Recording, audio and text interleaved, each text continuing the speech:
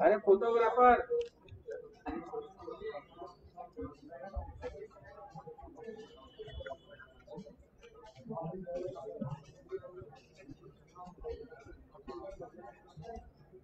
आली आली दीदी पाठवून द्या तू.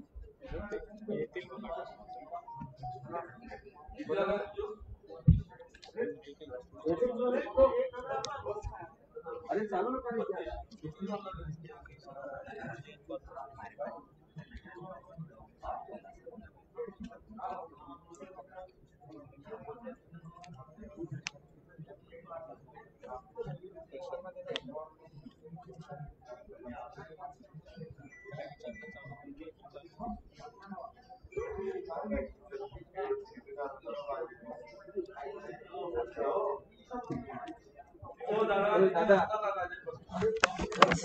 सर अरे चालत नाही.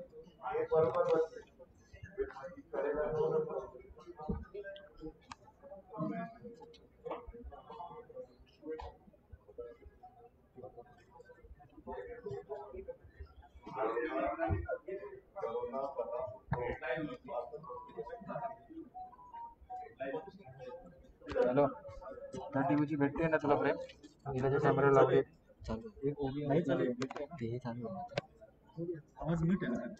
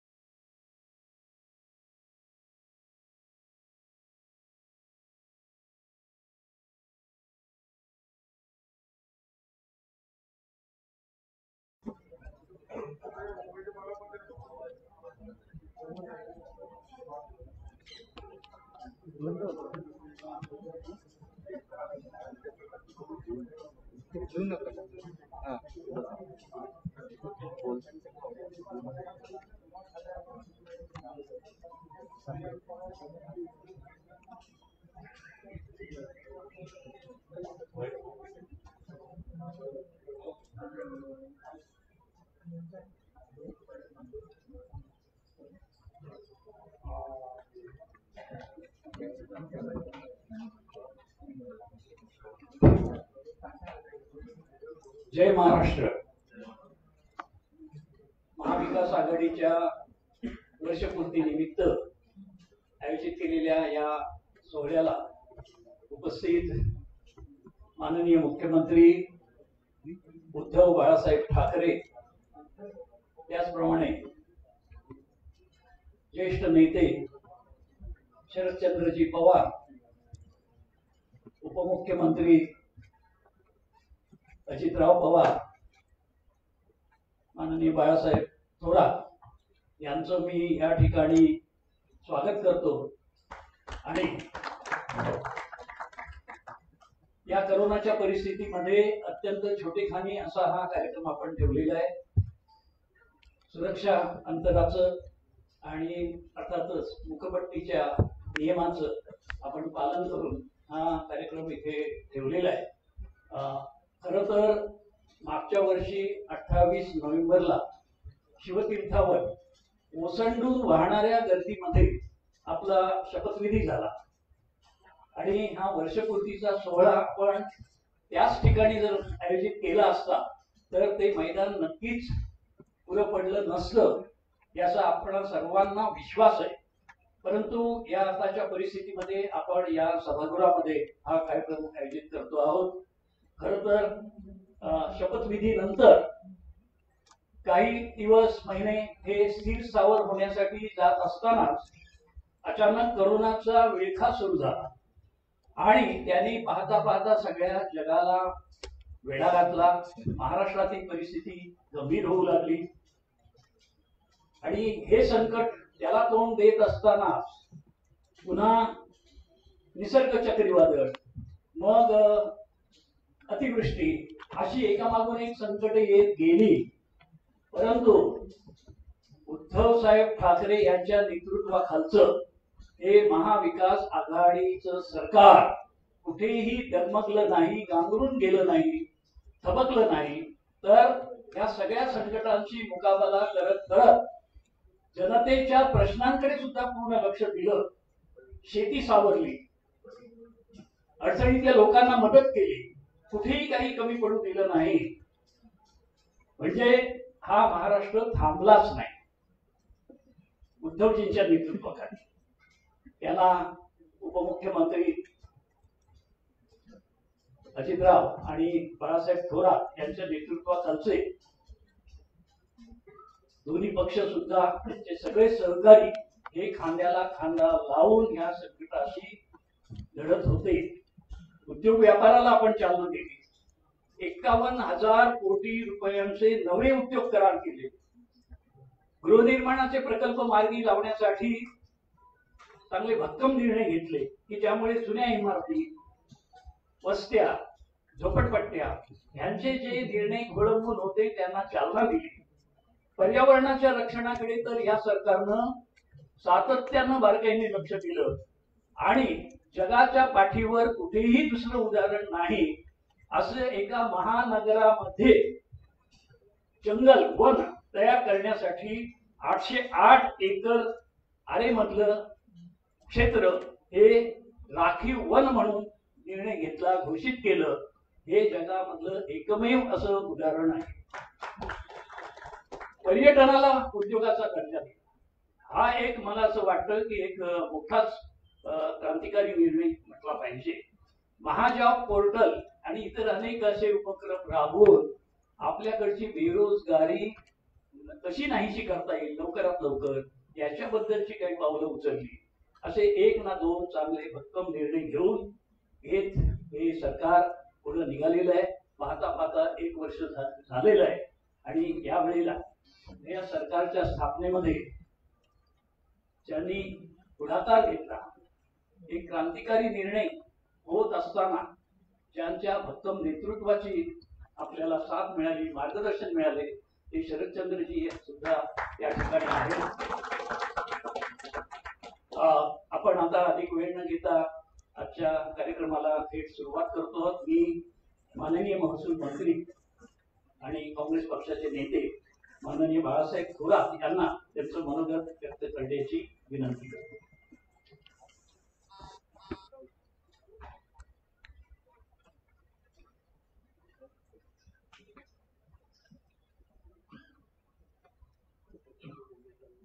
सन्माननीय मुख्यमंत्री नामदार उद्धवजी ठाकरे,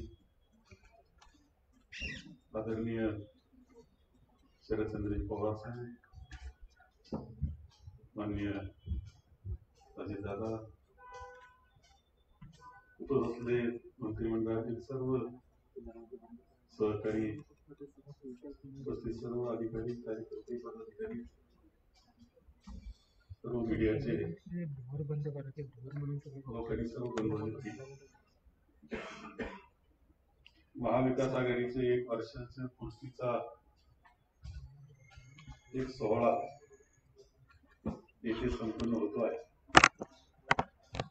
आणि 28 तारखेला सर्वांना काय आठवण आली असेल, सर्वांना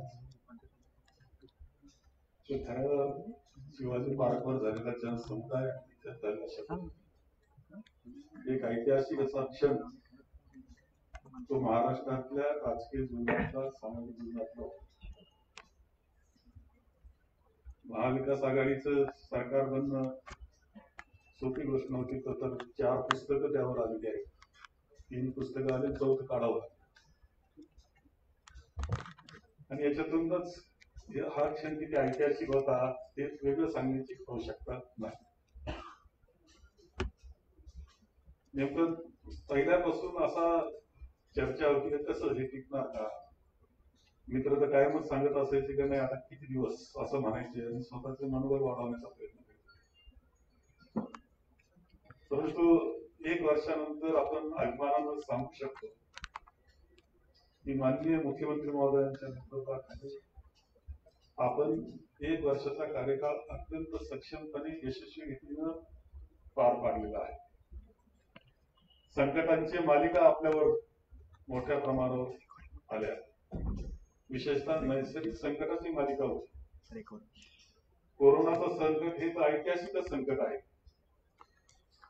मानवाच्या इतिहासातलं ऐतिहासिक संकट आहे. अशा याला मुंबई आणि महाराष्ट्रामध्ये त्याचं प्रमाण वाढलेलं असताना आपण ज्या पद्धतीनं त्याला तोंड दिलं, आपल्या प्रशासकीय यंत्रणेनं, आपण माननीय मुख्यमंत्र्यांनी स्वतः त्याचं नेतृत्व केलं. प्रशासकीय यंत्रणेने आपण प्रत्येक ठिकाणी काम केलं. लाखो लोकांना रोजचं जेवणाची व्यवस्था आपण करत होतो. आरोग्याची तपासणी आणि त्यांना उपचार याबाबतीत कुठेही कमी पडत नव्हतो.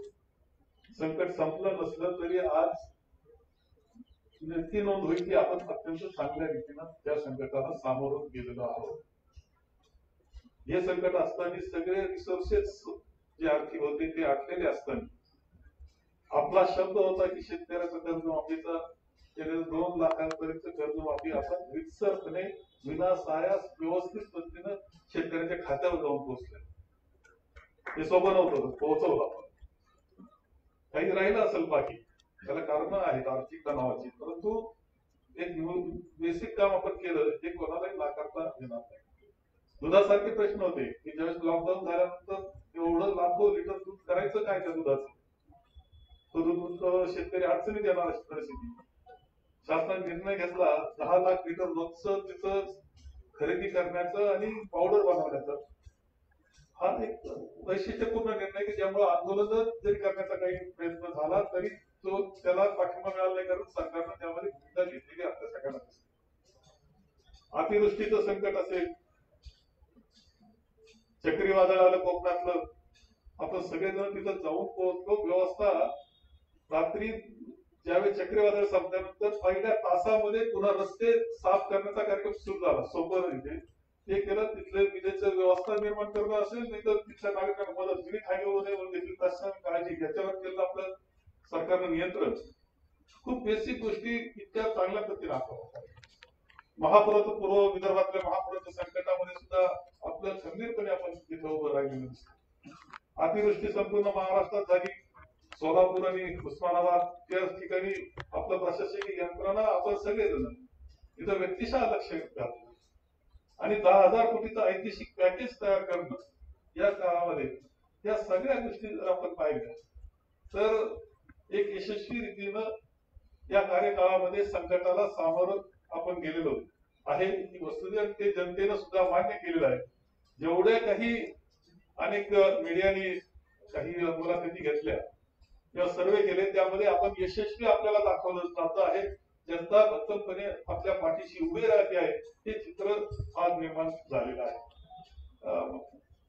यामध्ये सर्वांचं काम आहे. आदरणीय पवार साहेबांचं मार्गदर्शन वेळोवेळी आपल्याला झालेलं आहे. आपण किमान समान कार्यक्रमावर काम करतो आहोत.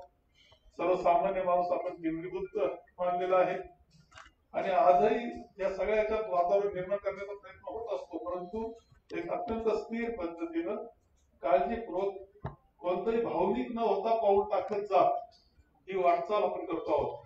मला खात्री आहे की आपण 5 वर्षामध्ये हा एक यशस्वी 5 वर्षाचा कालखंड अशा प्रकारचं चित्र महाराष्ट्रामध्ये निर्माण करण्यासाठी जो विश्वास जनतेने आपल्यावर दाखवलेला आहे त्या सार्थ ठरवण्यात निश्चितपणे यशस्वी होऊ याची खात्री मला वाटते आहे आणि त्याकरता आपण खरं ते काम आपल्याला सगळ्यांना करायचे.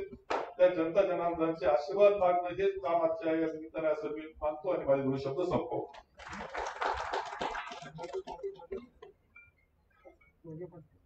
मी माननीय अजितदादांना विनंती करतो या निमित्ताने त्यांनी आपल्याशी संवाद साधावा.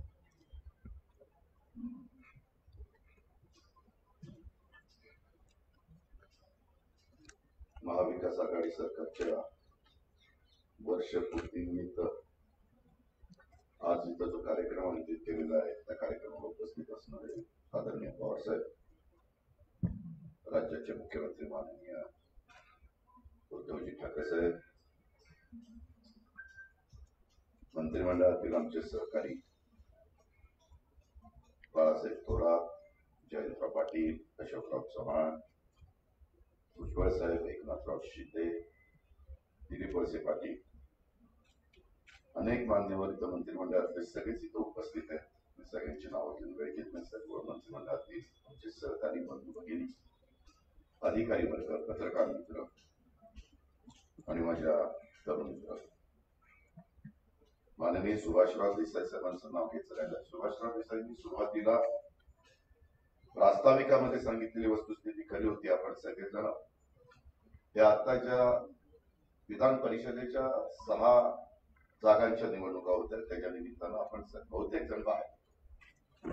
मुख्यमंत्र्यांचा फोन आलेला होता की 28 तारखेला आपल्याला वर्षपूर्तीचा सोहळा घ्यायचा आहे, पण सगळेच जण बाहेर असल्यामुळं ती तारीख डिसेंबरची 3 म्हणजे आजची ठरली आणि त्याप्रमाणे हा कार्यक्रम आयोजित करण्यात आला. महाविकास आघाडीच्या सरकारच्या वर्षपूर्तीच्या निमित्तानं आपणा सर्वांचं, राज्यातील तमाम जनतेचं, नागरिक बंधू भगिनींचं सर्वप्रथम मी मनापासून आभार मानतो आणि महाविकास आघाडीच्या सरकारच्या वर्षपूर्ती निमित्त आपण सर्वांना शुभेच्छा देखील देतो. या सरकारने राज्याचं हित, जनतेच्या विकासासाठी हे महाविकास आघाडीचं सरकार बांधील आहे, हा विश्वास देखील मी या निमित्तानं व्यक्त करतो. वर्षापूर्वी जे काही घडलं त्याच्याबद्दलचा आता उल्लेख बाळासाहेबांनी आणि सुभाषरावांनी त्या ठिकाणी केला.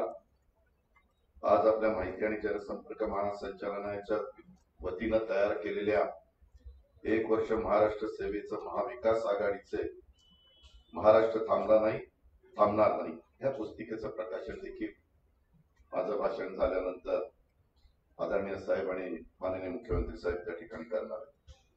एक चांगली पुस्तिका काढण्याचा प्रयत्न माहिती आणि जनसंपर्क महासंचालनाने या ठिकाणी केलेला आहे. पहिल्या वर्षातली आपली कामगिरी, निर्णयांची विभागनिहाय माहिती देण्याचा त्याच्यामध्ये प्रयत्न केलेला. एक चांगली पुस्तिका काढण्याचा प्रयत्न आमच्या सगळ्या सहकाऱ्यांच्याकडनं झालेला आहे आणि त्याच्यामुळे माहिती विभागातील सर्व माझे दिलीप पांढरपट्टे जे असतील, बाकीचे सगळे जे सहकारी असतील, त्या सगळ्यांचं पण मी अभिनंदन करतो, कौतुक करतो. आपण मुखपृष्ठाला जे नाव दिलेलं आहे 1 वर्ष महाराष्ट्र सेवेचे महाविकास आघाडीचे, महाराष्ट्र थांबला नाही, थांबणार नाही या पुस्तिकेच्या माध्यमातून महाविकास शासनाचं वर्षभरातलं काम अतिशय प्रभावीपणे पोहोचवण्याच्या करता आपण प्रयत्न केलेला आहे. तिथून लोकांच्या विकासाला, राज्याच्या प्रगतीला गती, दिशा आणखी कशी देता येईल काही बद्दलचा प्रयत्न मुख्यमंत्री महोदय आणि त्यांच्या सर्व आपल्या सहकार्याचा आहे. अडचणी खूप आल्या. ज्यावेळेस पहिला अर्थसंकल्प सादर करण्यात आला त्यावेळेस 4.5 लाख कोटीपेक्षा मोठा अर्थसंकल्प आपण देण्याचा प्रयत्न केला. मगाशी सांगितलं तसं कर्जमाफीचा एक महत्वाचा निर्णय आपण घेतला. त्याच्यात काही निर्णय राहिले, सातत्याने 2 लाखापर्यंत कर्ज त्याच्यावर असणाऱ्यांना पण मदत करायची राहिली, सातत्याने कर्जफेड करणाऱ्यांना मदत करायची राहिली. पण आपल्याला माहिती, आपण ग्रामीण भागामध्ये नेहमी म्हणतो सगळी सोंग करता येतात, पैशाचं सोंग नाही करता येत आणि नेमकं तेच घडलं. आज देखील वर्षपूर्तीच्या निमित्तानं मी सांगेन, राज्याच्या प्रमुखांनी वेळोवेळी सांगितलेलं आहे, आमच्यातल्या इतर सहकाऱ्यांनी सांगितलेलं आहे आज पण केंद्र सरकारकडनं जीएसटी आणि बाकीचे जे काही कर आपल्याला मिळतात त्याच्यातून 28,000 कोटी रुपये कालच्या 30 नोव्हेंबर पर्यंत येणं बाकी. 4.5 लाख कोटीचा अर्थसंकल्प असताना त्याच्यातले 1.5 लाख कोटी रुपये पगार आणि पेन्शनला आपण खर्च करत असताना आणि 3 लाख कोटी रुपये आपल्याला विकासाला बाकीच्या सगळ्या कामाला लागत असताना एकदम वर्षभराच ही सगळा जो काही आकडा आहे तो इतका कमी झाला की सगळं गणित 3 लाखाच्या पर्यंत बसवण्याची वेळ आपल्यावर आलेली. परंतु तरी आपण डगमगत. कोरोनाचं संकट आलं आणि आपल्या धारावीमध्ये मुंबईला ज्यावेळेस या कोरोनाने वेढलं, वरळी असेल, बाकीचा सगळा माझा परिसर असेल, ग्रामीण पुण्याचा परिसर असेल, पण त्याच्यातून पण आपण डगमगलो नाही. मुख्यमंत्र्यांनी सातत्याने पंतप्रधानांच्या बरोबर व्हिडिओ कॉन्फरन्स असेल, चांगल्या तज्ञ डॉक्टरांच्या बरोबर असेल, इथं राजेश टोपे बसले, इथं आमचे अमित देशमुख बसलेले, त्यांनी आपल्या आपल्या सार्वजनिक आरोग्य आणि वैद्यकीय शिक्षण विभागाच्या वतीनं पण सगळ्यांना सतत प्रोत्साहन देण्याचं काम केलं. अमित देशमुख बसलेले, गृह विभाग तर अतिशय मनापासून ह्याच्यामध्ये राबत होता. स्वतःची जीवाची पर्वा हे अनेक सहकारी आपले करत नव्हते आणि पुढे जाण्याचं काम हे महाविकास आघाडीचं सरकार राज्याच्या बाबतीमध्ये करत होतं.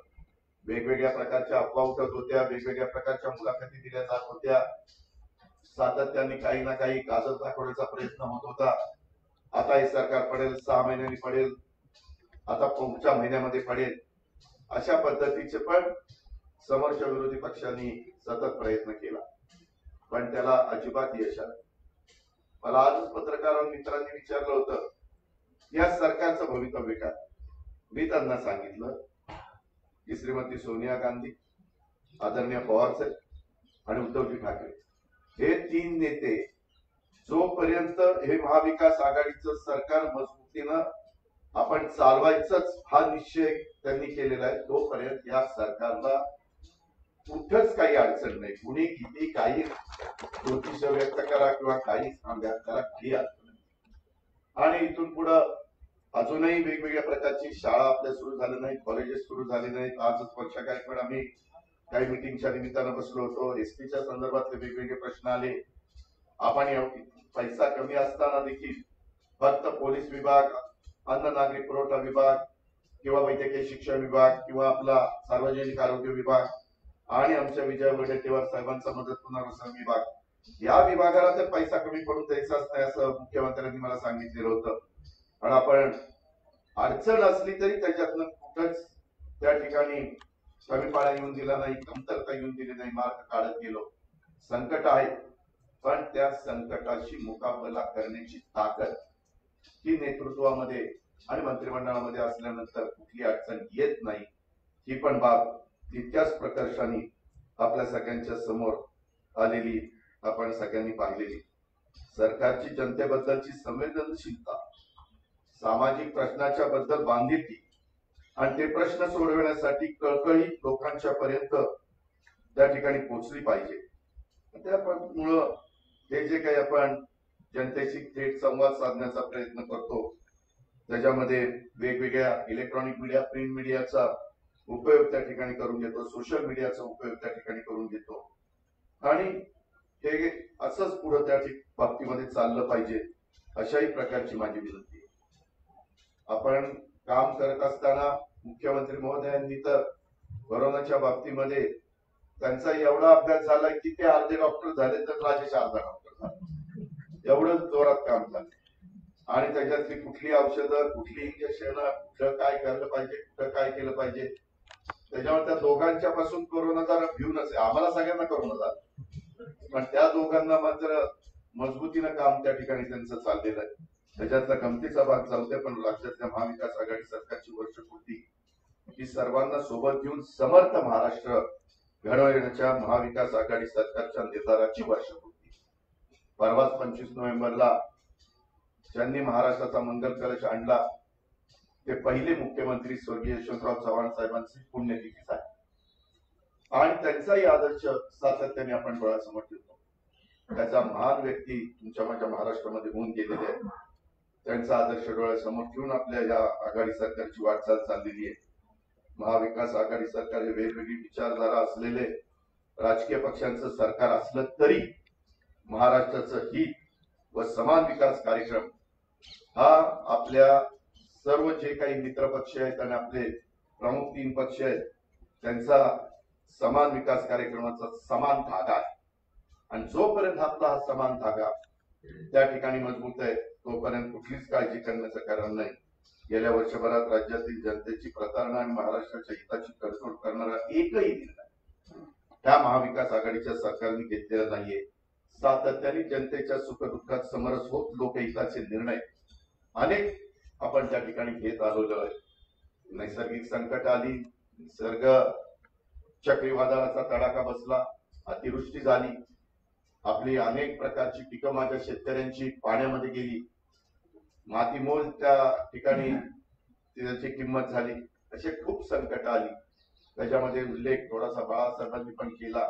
दुधाचा प्रश्न असेल, बाकी सगळे प्रश्न असतील, काही प्रश्न जरूर राहिलेले, जरूर त्याच्यातनं मार्ग काढण्याच्या महाविकास आघाडीच्या सरकारची निश्चितपणे तयारी आहे आणि तसा प्रयत्न देखील आपल्या सगळ्यांचा चाललेला आहे आणि पुढेही आपण त्याच प्रकारे काम करत राहणार आहोत.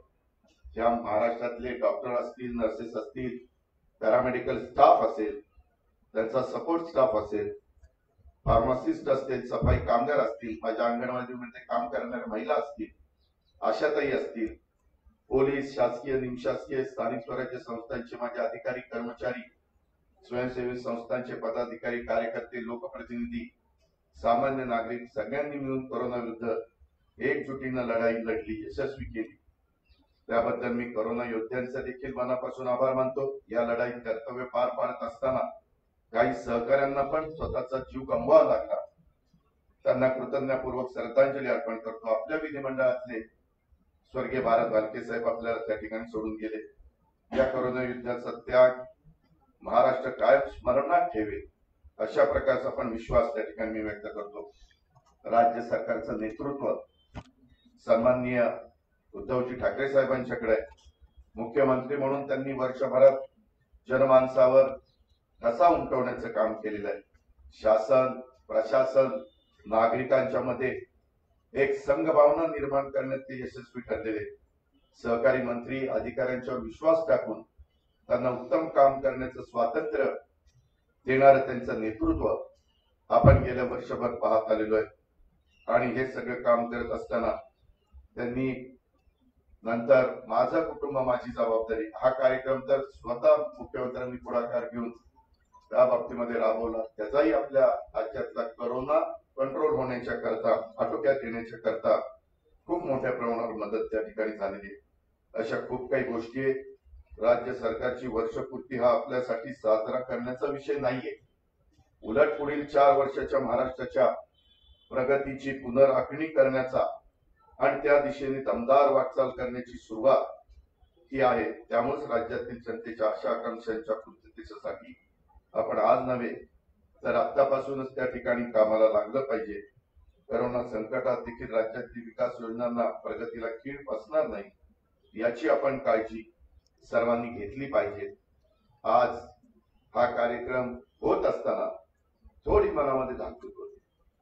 नेमक्या 6 विधान परिषदेच्या जागांचा निकाल आपण सगळेजण एकत्र आल्यानंतर 3ही पक्ष आणि आपले मित्र पक्ष एकत्रपणे ह्या 6 जागा लढवल्या. आपल्याला नंदुरबार धुळ्यामध्ये अपयश आलं, पण बाकीच्या 5ही जागांमध्ये आत्ताच्या घडीला भाजपचा एकाही ठिकाणी उमेदवार पुढं नाही. ही गोष्ट देखील याचा अर्थ आपण सगळे एक झालो.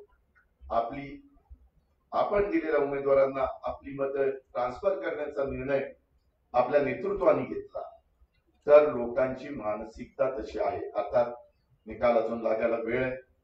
एकदमच लगेच काही आणखीन बोलून आपला अधिक वेळ घेत नाही, पण एक चांगल्या ज्या काही न्यूज ऐकायला मिळतात त्याच्यात तरी एक समाधानाचं वातावरण आहे. मी स्वतः आता सचिन चव्हाणांशी बोललो ते म्हणले, दादा 56 टेबलला आपण पुढे आहोत, कुठंच मागं नाहीये. तीच गोष्ट मगाशी मी जेव्हा आम्ही बसलो होतो माझ्या नागपूरला पण तशाच प्रकारची परिस्थिती सुनील केदार त्या ठिकाणी आहे. देशमुख आणि सुनील केदार एकत्र झाल्यानंतर काय घडू शकतं हे नागपूरच्या त्या निकालावरून आपल्याला कळणार आहे. फक्त माझ्या अमरावतीमध्ये अजून आपला उमेदवार तिथं 2 नंबरला आहे. पुण्यामध्ये दोन्ही उमेदवार अच्छा ही चांगली बातमी आली. देसाई साहेब सांगतात की अमरावतीला पण पुढे गेला. असंच हे यश त्या ठिकाणी मिळावं आणि आपले 5च्या 5 उमेदवार त्या बाबतीमध्ये प्रचंड मताधिक्याने ते विजयी व्हावे ही पण मी अपेक्षा व्यक्त करतो. त्याच्यानंतर 12 उमेदवारांची नावं दिलेली ती पण आता कोश्यारी साहेबांनी लवकर जाहीर करावी. अशा पद्धतीनं सन्माननीय महामहिम राज्यपाल महोदयांना विनंती करतो आणि एक चांगला कार्यक्रम घेतला. आदरणीय पवार साहेबांनी ह्या कार्यक्रमाला वेळ दिला त्याबद्दल मी अतिशय मनापासून समाधान व्यक्त करतो आणि आपल्या सगळ्यांची रजा घेतो. जय हिंद जय महाराष्ट्र. महाराष्ट्र थांबला नाही आणि थांबणार नाही. आता अजितदादांनी आपली उत्सुकता वाढवली. त्या पुस्तिकेचं प्रकाशन अनावरण करायचंय. मी कुमारी आदिती तटकरे राज्यमंत्री माहिती व जनसंपर्क आणि त्या विभागाचे महासंचालक डॉक्टर पांढरपट्टे यांना विनंती करतो की या प्रकाशनासाठी त्यांनी व्यासपीठावर यावं.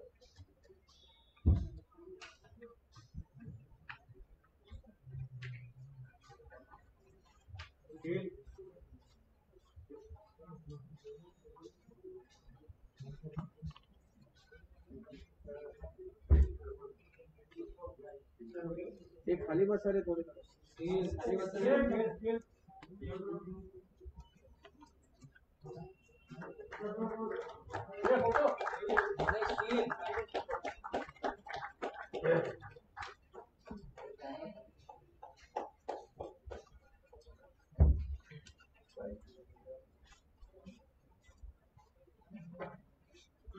वर्षभर झाली ती दमदार वाटचाल आणि इथून पुढे होणार आहे ती घोडदौड.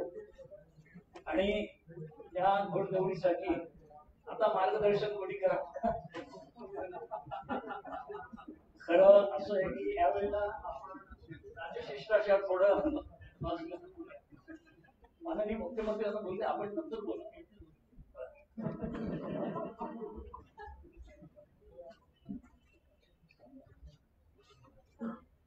राज्याचे मुख्यमंत्री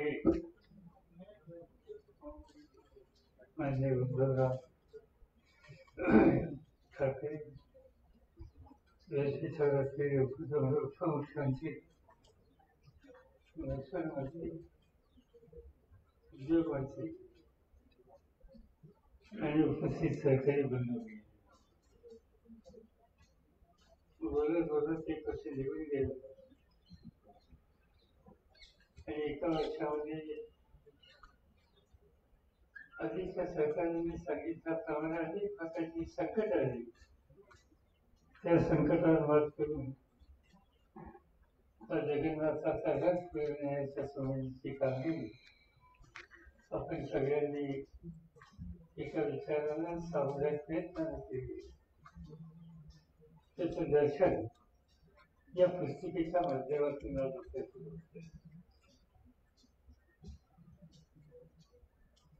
खरं म्हणजे तर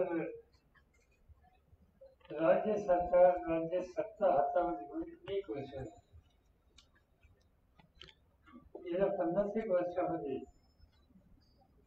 मी असं कधी पाहिलं नाही की सरकार आलं आणि त्यांनी 1 वर्ष कारभार केल्याच्या नंतर लगेचच त्याची बारकाईनं चिकित्सा करण्याच्या संबंधीची स्पर्धा ही एक वेगवेगळं वृत्तपत्रामध्ये कधी पाहायला मिळालं.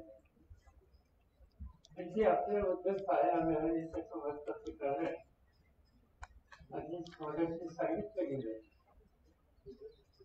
की अनेकांनी काही शंका उपस्थित करून ठेवलेल्या होत्या आणि त्यामुळे साहजिकच अशा प्रकारचे चिकित्सा करण्याच्या संबंधीची भूमिका पत्रकाराला घ्यावी लागली. यांनी या शंका उपस्थित करून ठेवलेल्या होत्या. ते त्याच्यामध्ये प्रामुख ठरला. कधी नाही वेळेला सत्ता हातात गेल्याच्या नंतर जी अस्वस्थता असते ती अस्वस्थता आपल्याला प्रामुख्याने या ठिकाणी बघायला मिळाली. संकटाची मालिका जी आता सांगण्यात आली, शेती शेतकरी तो संकटात होता. परिसरातले अनेक जिल्ह्याचे जिल्हे अडचणीमध्ये आले होते आणि त्यामधून हे सरकार बाहेर निघेल का नाही या प्रकारची चर्चा सुद्धा प्रश्न अवलंबून ठिकाणी होत होती. पण या सरकारमधल्या प्रत्येक प्रतिनिधी आपल्याची जबाबदारी आणि आपल्या जिल्ह्याची जबाबदारी अत्यंत समर्थपणाने सांभाळली हाताळली आणि त्यामुळे या संकटात सुद्धा त्या संकटग्रस्तांचा आत्मविश्वास वाढला ही स्थिती आपल्याला महाराष्ट्रामध्ये ठिकठिकाणी बघायला मिळाली.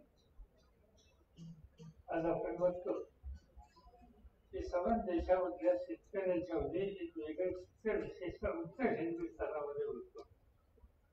गेले 8-10 दिवस पंजाब असो, हरियाणा असो, उत्तर प्रदेश असो, जिथं उत्तम शेती होते त्या भागातला शेतकरी या रस्त्यामध्ये उपोषणाला बसलेला.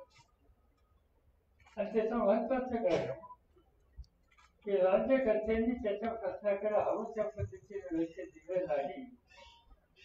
त्या संबंधीची अस्वस्थता किंवा संताप हा त्याच्या मार्फत आज देशाला नव्हे तर देशाच्या बाहेर सुद्धा बघायला मिळतोय. याची नोंद कॅनडासारख्या एका देशाच्या प्रधानमंत्र्यांनी सुद्धा घेतली. ते अयोग्य आहे, पण घेतली ही वस्तू त्याची आपण काही नाकारू शकत नाही. आणि हे चित्र आपण देशाच्या राजधानीमध्ये बघतोय आणि जिथे संकटाची मालिका होती त्या मालिकेतून लोकांना बाहेर काढण्यासाठी राज्याच्या मुख्यमंत्री आणि त्यांच्या सरकारने जे कष्ट केले त्याची नोंद घेऊन संकटाच्या मालिकेच्या परिसराचा हा बळीराजा कधी रस्त्यावर आला नाही. त्यांनी समाधानाचं प्रत्यक्ष मनाने व्यक्त केलं. माझ्या मते हा सरकारचा 1 वर्षामध्ये एक प्रकारचा चमत्कार दाखवण्याच्या संबंधीचा केलेली कामगिरी आहे. हे म्हणलं तर त्यामध्ये काही अतिशयोक्ती होणार नाही. महाराष्ट्र राज्य हे देशाचं उद्योगधंद्याचं राज्य. कोरोनाचं संकट देशावर आलं, जगात आलं आणि विशेषतः अर्थव्यवस्था संकटात गेली. लॉकडाऊनच्या वेळेस सगळे व्यवहार बंद पडले आणि महाराष्ट्र हे देशाचं उद्योगाचं महत्वाचं राज्य आणि त्यामुळे उद्योगाचं महत्वाचं राज्य जर बंद झालं ते चक्र आपलं थांबलं तर देशाच्या अर्थव्यवस्थेवर आणखी विपरीत परिणाम झाल्याचं राहणार नाही. याची अस्वस्थता ही राष्ट्रप्रमुखांना सुद्धा होती. पण या सगळ्या पार्श्वभूमीवर सुद्धा थोडे दिवस जर सोडले तर पुन्हा एकदा कारखान्याचं चक्र चालू कसं राहील आणि हाताचं काम कसं जाणार नाही याची खबरदारी महाराष्ट्राच्या उद्योग क्षेत्रातल्या सगळ्या विभागातल्या सगळ्या घटकांनी केली. आणि त्याचं महत्वाचं कारण त्याचा आत्मविश्वास होता की हे महाआघाडीचं सरकार आमच्या पाठीशी मजबूतीने उभं आहे आणि त्यामुळे ही कारखानदारी चालली, उद्योग थांबलेले नाही आणि या सगळ्या गोष्टी आपल्या सगळ्यांना बघायला मिळाल्या. याचं महत्वाचं कारण तुम्ही कष्ट सगळ्यांनी केले, मुख्यमंत्र्यांनी नेतृत्व दिलं, बरोबर घेऊन जाण्याच्या संबंधीची भूमिका स्वीकारली. हे सगळं खरं असलं ते याच्यामध्ये लोकांचा सहभाग होता ही गोष्ट आपल्याला अमान्य करता येणार नाही. आणि एका दृष्टीनं आपल्याला आपण भाग्यवान आहोत की महाराष्ट्रातल्या सर्वसामान्य जनतेनं या सगळ्या संकट काळामध्ये सुद्धा हा जगन्नाथाचा रथ बोलण्यासाठी हातभार लावला, पूर्ण साथ दिली आणि त्यामुळेच आज आपण इथपर्यंत येऊन पोहोचलेलो. आज या सरकारमध्ये जे काही आपण सगळे प्रतिनिधी काम करतात याच्यामध्ये सगळ्या प्रकारचे सहकारी, अनेक सहकारी असे की नव्या उमेदीचे त्यांच्या कदाचित प्रथमच जबाबदारी घेणारे आणि त्याच्यामध्ये अनेक असेही सहकारी आहेत की अनेक वर्ष सत्तेमध्ये गाढा प्रशासकाचा अनुभव असलेले असेही सहकारी आहेत. आणि त्यावर एका बाजूला नवी उभे तर दुसऱ्या बाजूला प्रदील बांधव या दोघांच्या समन्वयाचे हे सरकार यशस्वी झाल्याशिवाय होणारच नाही. त्याच्यावरती खाता भरायचा होणार नाही. ते चित्र आपल्या सगळ्यांना बघायला मिळतंय. डॉक्टर ज्याचा उल्लेख या ठिकाणी केला की त्याच्या निवडणुका आता चालल्यात, स्थानिक स्वराज्य संस्थेच्या या निवडणुका आहेत, पदवीधरांच्या निवडणुका आहेत. तशा इतर निवडणुकीच्या पेक्षा या निवडणुका काय असतात ते मी काही सांगण्याचं कारण नाही. पण तरी सुद्धा जवळपास एखाद दुसऱ्या मतदारसंघामध्ये जर चित्र पाहिलं तर सर्वत्र लोकांचा पाठिंबा आणि ज्ञानी लोकांचा, अमूल शिक्षित लोकांचा पाठिंबा तुम्हाला आहे हे याचं स्पष्ट होतं की अत्यंत गरजेची बाजू आहे. मी मुख्यमंत्री, उपमुख्यमंत्री, त्यांचे सगळे सहकारी आणि विशेषतः हे विविध पक्षांचं सरकार आहे आणि ते चालवण्यासाठी आपल्या सगळ्यांच्या सामुदायिक प्रयत्नांना आपल्याला यश आलं त्याबद्दल आपण सगळेजण एक प्रकारे अभिनंदनाला पात्र आहात. तसे महाराष्ट्राला हा काही फार अनुभव नाही. विविध विचारांची सरकार महाराष्ट्राने 3दा बघितली. त्याचं पहिलं माझ्यावरची जबाबदारी होती 1978 साली. पण ती जबाबदारी आजच्यापेक्षा सोपी आणि त्याचं महत्वाचं कारण की त्याच्यामध्ये एकदमच लोक असे होते, सांगायला हरकत नाही, शंकररावजी चव्हाण आणि कदाचित मी, ज्याला काही प्रशासनाचा अनुभव होता आणि बाकी ज्यांना प्रशासनाची काही फारशी माहिती नव्हती. त्यामुळे राज्य प्रमुखांच्याकडून त्यांच्या काही अपेक्षाच असायच्या. ते अत्यंत संतुष्ट असायचे आपण आहोत महत्वाच्या जागेवर आणि त्यामुळे ते राज्य चालवणं इतकं कठीण नव्हतं. पण नंतरच्या काळामध्ये सुद्धा आणखीन एक सरकार येऊन गेलं. पण त्या सरकारच्या पाठीवर बाळासाहेब ठाकरेंच्या सारखे एक मजबूत असं एक मार्गदर्शक भक्कमपणानं उभा राहणारं, साथ देणारं त्या ठिकाणी होतं आणि त्यामुळे तेही सरकार ते चालू शकलं. त्याच्यामध्ये कुठल्या प्रकारची अडचण आली आहे आणि त्यामुळे साहजिकच या सरकारकडे, उद्धव ठाकरेंच्या सरकारकडे लोक औत्सुक्याला बघत होते. आणि त्याचं महत्वाचं कारण मुख्यमंत्र्यांनी कधी आयुष्यात सत्तेची जबाबदारी घेतली नव्हती. त्यामुळे नक्की काय होईल या संबंधीची जास्ती आवाजात चर्चा होत असे. आणि दुसऱ्या बाजूनं अनेक लोक आहेत भुजबळांच्या सारखे, आणखी अनेक की ज्यांना अनेक वर्षाचा सत्तेचा अनुभव आहे, प्रशासनाचा अनुभव आहे आणि त्यामुळे हा समन्वय कसा चालेल आणि त्याच्यात फरक 3 राजकीय पक्ष. पण हे सगळं असताना सुद्धा मुख्यमंत्री अमोल असले पण चतुर्फळाच्या बाबतीत त्याच्यात कमतरता नाही याचं अर्थ झालेलं आहे.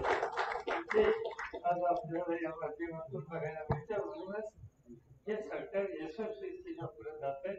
ते 5 वर्ष चालेल मला काही समजत नाही. इतका तजुरपणा आपण काय करता 5 वर्षाचा वगैरे असं की एकदा मराठी जनतेने आपल्या जबाबदारी टाकल्याच्या नंतर मराठी जनता काम करणाऱ्याला कधी विसरत नसते. त्यामुळे 5-25 वर्ष महाराष्ट्राचा गाडा पुढे द्यायचा अपेक्षा या ठिकाणी व्यक्त करतो.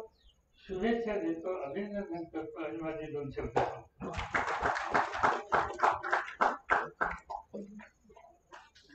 पवारसाहेब, आपलं मार्गदर्शन, आपले आशीर्वाद हे नक्कीच या सरकारला पुढचे सगळं जे काही वेळ आहे, काळ आहे तो पूर्ण करायला प्रेरणा देत राहील.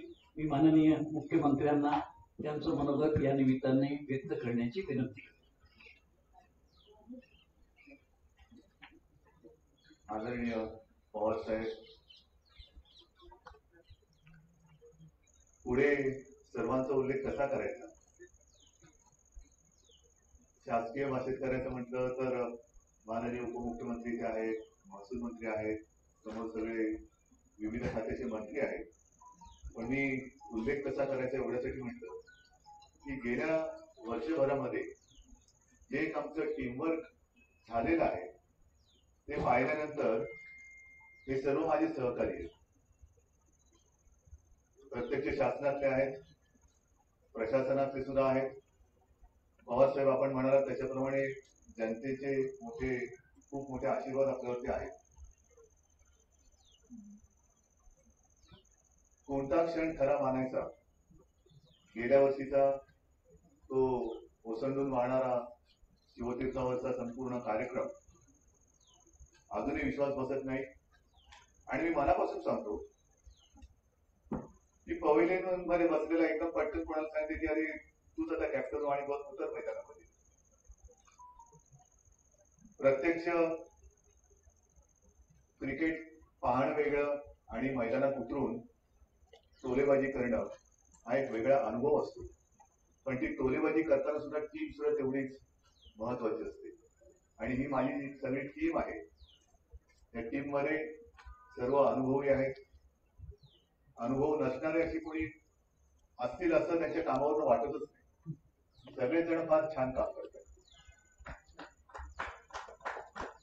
आणि तो कार्यक्रम तो दिवस आठवत असताना त्यावेळेला आपल्याला कोणाला असं वाटलं नव्हतं की पुढच्या वर्षीचा कार्यक्रम हा कोरोनाच्यामुळे असा आपल्याला बंदिस्त हॉलमध्ये करावा लागेल. किंबहुना अनेक जणांना असं वाटत होतं की हे सरकार मुळामध्ये होऊच शकत नाही. शिवसेनेला गृहीत धरून चाललं नाही. कुठे शिवसेना परपटत येणारच. पण शिवसेना कधी परपटत जाणाऱ्या पक्षांपैकी आधी नव्हती, आताही नाही, उद्याही नसणार. एका गोष्टीचा मला एक आश्चर्य म्हणा, आनंद आहे, समाधान आहे की कसं पाहिलं तर आपले तिन्ही पक्ष आणि साहजिकच आहे आपले सहकारी जे अपक्ष म्हणून निवडून आले, यड्रावकर जास्त झालेले आहेत, आणखीन बच्चू कडू आहेत, हे तसे वेगवेगळे विचार आहेत. आपल्याला संघर्षाचा सुद्धा खूप अनुभव आहे. एकमेकांशी संघर्ष करत करत करत इथपर्यंत आलो. त्याच्यामुळे आता आपल्या लक्षात आलेलं की संघर्ष केल्यामुळे आपण काय गमावतो आणि एकत्र आल्यानंतर मी कमावतो हा शब्द दुसऱ्या अर्थात कोणत्याही अर्थाने बोलत नाही, पण आशीर्वाद कसे कमावू शकतो त्याचा एक वर्ष आपण अनुभव घेतो. साहजिकच आहे पवार साहेबांचं नेतृत्व आहे, मार्गदर्शन आहे, सोनियाजींचं आहे. पवार साहेब आता काय काय बोलायचं हा विषय एक आहे. एका जागी कधी बसत असतील असं मला वाटत. कदाचित आयुष्यात पहिला जो लॉकडाऊन झाला होता तेव्हा जोर जबरदस्ती कदाचित मी म्हणतो, मला माहिती नाहीये, घरात थांबले असतील तर. नाहीतर आता सुद्धा मी त्यांना सांगितलं की या कार्यक्रमानंतर आपल्याला वर्षभर घ्यायचं. मला कुठे पुण्याला चालते, पुण्याला चालते. एका जागी तरी थांबत असते, सतत काम करत असतात, फिरत असतात. आणि मग ते जेव्हा येतात बाहेर चर्चा असते काय चाललंय बोलणं, पण ते येतात जे काय त्यांना सांगायचं सांगतात आणि नंतर संपूर्ण त्यांच्या कारकिर्दीमध्ये त्यांचे जे काही अनुभवाचे बोल असतात आठवणीच्या रूपात, काय काय झालं होतं तेव्हा, काय झालं होतं, मग असं काय मी काय केलं होतं, ह्या सगळ्या गोष्टी हे खरं म्हणजे पवारसाहेब याचे पुस्तक व्हायला पाहिजे. हे पुस्तक तर आहेच, पण आपल्या कारकिर्दीचं एक पुस्तक व्हायला पाहिजे की जेणेकरून जे नवोदित राजकारणी या पुढे सुद्धा येतील त्यांना ते मार्गदर्शक होईल. खरंच मार्गदर्शक. सोनियाजी एकच मला तुम्ही भेटलो पण फोनवरती बोलत. मग दिवाळी असेल कधी काय असेल फोन करतात, सांगतात अच्छा चल रहा है, अच्छा चर्चा चल रहा है, हमारे लोग सता तो नहीं रहे.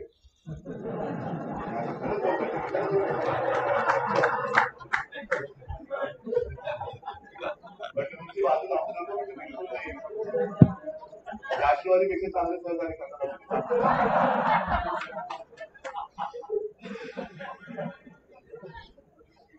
थोडक्यामध्ये काय हे वातावरण या संदर्भातलं असतं की इथे कुठेही उगाच आडलतट्टूपणा नाही, मान मला तसा उगाचा कुठे काय विषय धरून लावले असं नाहीये. खूप चांगल्या पद्धतीने सरकार चाललेलं आहे. मला आठवतंय मी शपथ घेतल्यानंतर मला सांगण्यात आलं की आता पहिली कॅबिनेट आहे. मला ते जायचं तेव्हा तिथून आपण इकडे आलो. मला माहिती नाही कॅबिनेट म्हणजे आपली घरातली कॅबिनेट ठीक आहे, कॅबिनेट रिशफल म्हणजे काय इकडचे कपडे तिकडचे कडे एवढं फक्त मला रिशफल माहिती होतं. तेव्हा कॅबिनेट माहिती, कॅबिनेट काय असतं काय ते तेव्हा मला कळलं. पण तेव्हा ही सगळी जुनी जाणती मंडळी होती, सुभाष देसाई, एकनाथजी, चंद्रराव थोरात, जयंतराव, आणि ह्या सगळ्यांनी पहिल्या दिवसापासून जे एक सहकार्य करतायत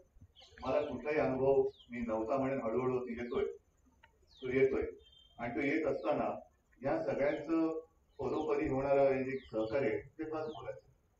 गेलं वर्ष खरंच कठीण होतं, आजही कठीण काळातून आपण पार पाडलेलो नाही. नैसर्गिक आपत्ती ठीक आहे म्हणजे ती मोठीच असते, पण ते आपल्या हातात नसते, ती येते ती येतेच. पण काही वेळेला नैसर्गिक आपत्तीत सुद्धा राजकारण केलं जातं, ते फार क्लेशकारक असतं. म्हणजे आपल्याला माहिती आहे की आता कोरोनाचं संकट आहे, मास्क घातला पाहिजे वगैरे वगैरे, या सगळ्या गोष्टी मी काय ज्या फेसबुक लाईव्ह वरनं बोलत असतो पुन्हा मला काही आपल्याला सांगायचं नाही. पण हे आहे, आता सुद्धा आपण हळूवारपणाने पावलं टाकत सगळा महाराष्ट्र आपण आता सुरू केलेलं आहे. पण हे सुरू करत असताना पाश्चिमात्य देशामध्ये दुसरी लाट आली. आपल्याकडे विचारलं जातं दुसरी लाट कधी येणार. अजूनही प्रोफेसर आपण तसं शून्यावरती कधी चालून नव्हतो. आणि दुसरी लाट यायला पहिली जायला पाहिजे, अजून आपली पहिली पूर्ण गेलेली नाहीये, त्याच्यामध्ये चढ उतार चालू आहे. दिल्लीमध्ये पुन्हा दुसरी तिसरी लाट आलेली आहे. तर ह्या लाटामागून लाटा येत असताना आम्ही सरकार म्हणून त्या नुसतं समुद्र किनाऱ्यावरती हवा खायचं, जनतेला जपायचं नाही, तर मग कारभार कसला. जनतेचा आशीर्वाद हा का मिळतोय, कारण जनतेला माहितीये की हे सरकार केवळ राजकारण करण्यासाठी एकत्र आलेलं नाही. सुरुवातीला जी आपल्याला ती टीका झाली होती की 3 चाकाचं सरकार, पण त्यांच्या लक्षात आलंच नाही 4थं चाक जे आहे ते आपल्या जनतेच्या विश्वासाच आहे, जनतेच्या विश्वासाच आहे. आणि ते जर सरकार नसतं तर हे गाडं, ज्याचा उल्लेख मला वाटतं दादा आपण केलं तर कोणी केलं, जगन्नाथाचा रथ, पवार साहेबांनीच केला.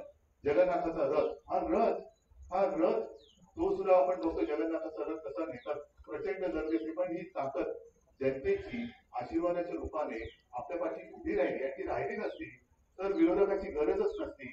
जनतेच्या विरोधामुळेच आपण हे सरकार चालू शकतो. पण आज जनतेने स्वागत केलेले, हे सरकार स्वीकारलेलं आहे. आणि म्हणूनच आपण हा जगन्नाथाचा रथ, जनतेचा रथ, जनता जनार्दनाचा रथ हा पुढे नेऊ शकतो आहे. आणि तो पुढे नेत असताना 1 वर्ष आपण काय केलं त्याला उत्तर ह्या पुस्तिकेतून आपण दिलेलं आहे. 1 वर्ष काळ मोठा आहे आणि मोठा नाही, पण विशेष म्हणजे की वेगवेगळ्या विचारांचं पक्षांचं सरकार हे एकत्र आल्यानंतर, आणि त्यातही कोरोनासाठी एक जगावरती आपत्ती आलेली. कुठलेही सरकार यातून सुटलेलं नाही, कोणताही देश तसा सुटला असं मला वाटत नाही. सगळ्यांची अर्थव्यवस्था डळमळलेली आहे.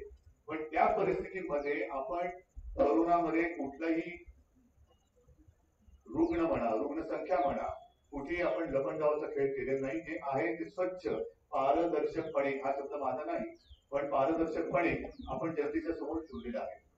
काही लपवालपी केलेली नाही. मी रुग्णसंख्या लपवलंय, मृत्यूचा आकडा लपवलाय, काही नाही. कारण आपल्याला या संकटातून बाहेर पडायचं.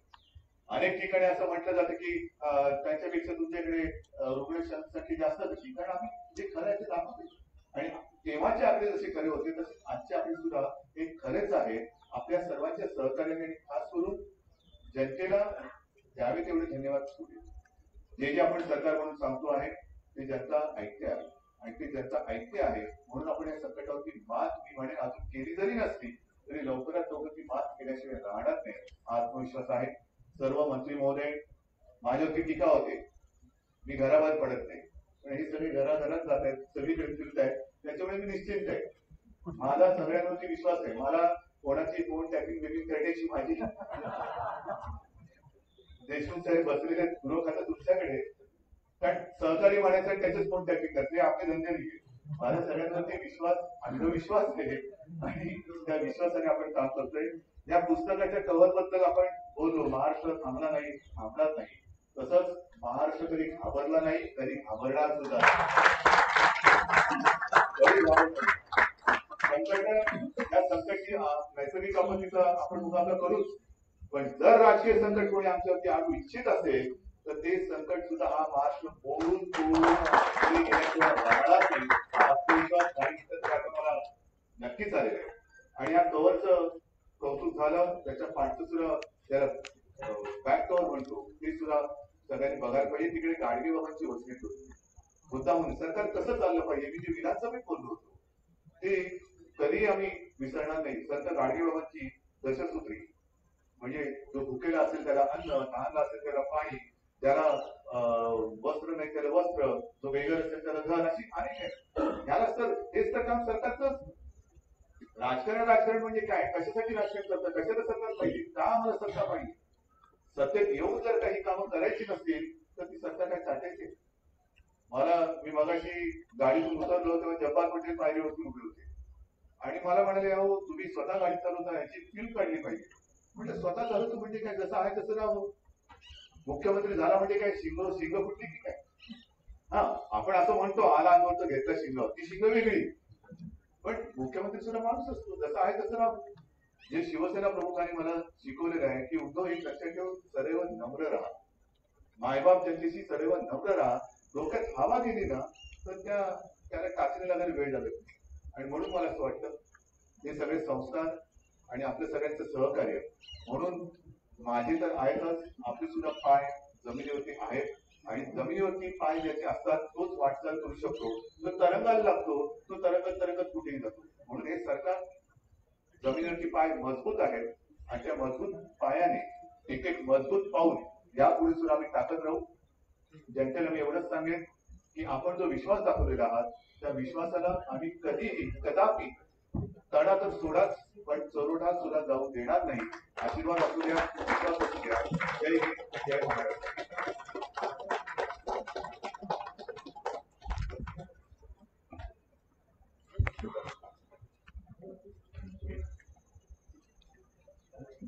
महाराष्ट्र थांबला नाही, थांबणार नाही, हा विश्वास माननीय मुख्यमंत्र्यांनी आपण सर्वांना दिला आहे. आणि पवार साहेबांनी त्यांचे भक्कम आशीर्वाद या सरकारच्या मागे यापूर्वीच उभे केले आणि पुढे तसेच कायम राहतील हाही विश्वास दिला आहे. आपल्याला आता समारोपाकडे येताना राष्ट्रगीत म्हणून या कार्यक्रमाची सांगता करायची आहे. सर्वांनी राष्ट्रगीतासाठी उभं राहून